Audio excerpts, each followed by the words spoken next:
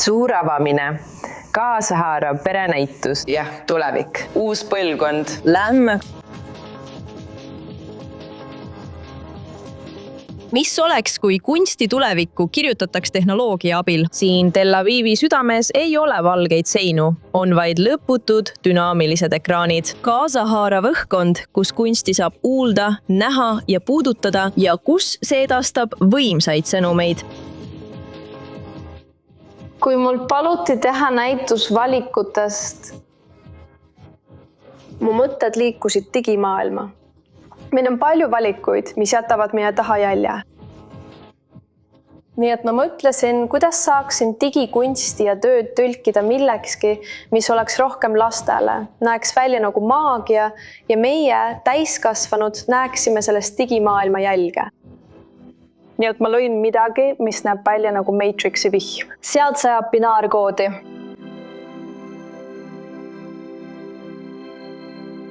Ja lihtne kaamera võib panna sind mõtlema.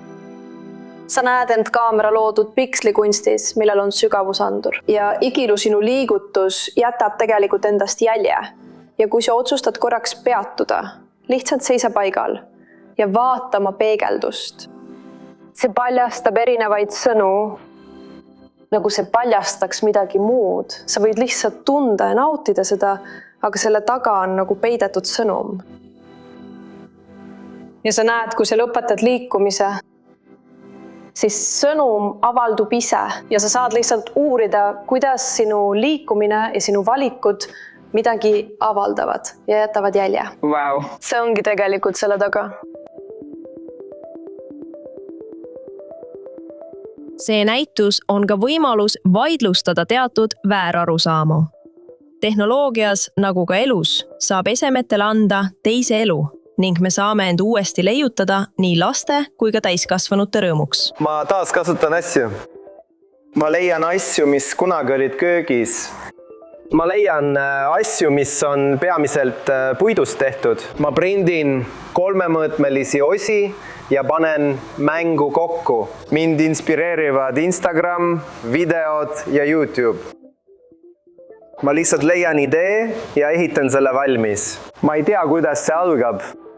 Ma tean küll eesmärki. Mõnikord liigub projekt vasakule või paremale, aga siis on mul mängud ja mulle tõesti meeldib vaadata, kuidas inimesed minu mänge mängivad. Ma ostan odavaid asju AliExpressist. Ja Ma programmeerin enamasti tehisintellektiga ja see ongi kõik. Ma lihtsalt loon mänge. Nagu kõik teavad, loomingulisusel pole piire. Ravid Ravidar, disainiüliõpilane, otsustas oma lõputöös ühendada muusika, tehnoloogia ja religiooni. Ma olen pärit religioossest perest, ja? Ma olen pärit religioossest perest ja hiljem muutusin ilmalikuks. Juudiusu õpingute ajal hakkasid mind huvitama kantilatsioonimärgid, need sümbolid, mis ilmuvad piibli tekstis. Need näitavad, kuidas teksti tuleks lugeda rütmi, meloodia ja syntaksi mõttes. Otsustasin need muuta elamuseks. Võtsime kõik kantilatsioonimärgid ja muutsime need meloodiaks, mida mängiti trummidel. Hüvasti. Visuaalse poole pealt ammutasin inspiratsiooni Kandinski meetodist. Tema kuulis helisid ja tõlkis need kujundite ja värvide kogemuseks. alustasime esimest Yes Future üritust sõja ajal.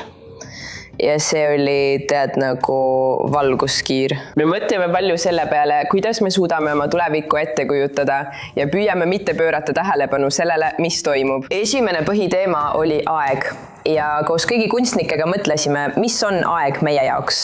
Mis on tulevik, mis on praegu, võib-olla on praegu juba tulevik. Ja selle ümber on palju küsimusi ja seekord valisin arutelude ja kunsti põhiteema. Ja selleks oli võimaluste ruum. Kuidas me saame teha valikuid ja need valikud viivad meid helgesse tulevikku?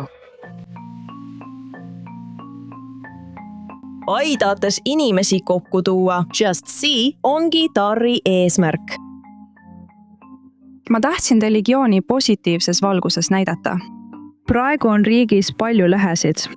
see on vana lõhe. On inimesi, kes on usu vastu või kes lihtsalt ei tea sellest eriti palju. Ja ma tahtsin selle teha. See on kättesaadavam. Kuna ma mängin trumme. Meil on ma keegi arvasin, olemas. et ma toon kokku kõik erinevad aspektid oma elust.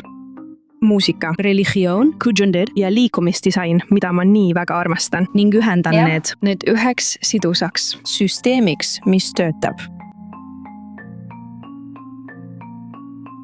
5 värskendada tehisintellekti ja tehnoloogia mainet, tuues samal ajal esile uue põlvkonna kunstnikke, kes vaatavad kindlalt tulevikku.